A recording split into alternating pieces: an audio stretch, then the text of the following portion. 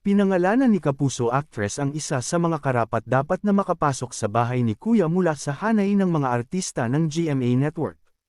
Sa panayam ng GMA Integrated News noong Martes 11 ng Pebrero, sinabi ni Gabby na nilolook forward daw niyang makita si Barbie sa Pinoy Big Brother.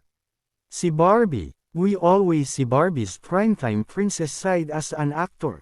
I'm pretty sure people wanna get to know her on a deeper level, saad ni Gabby.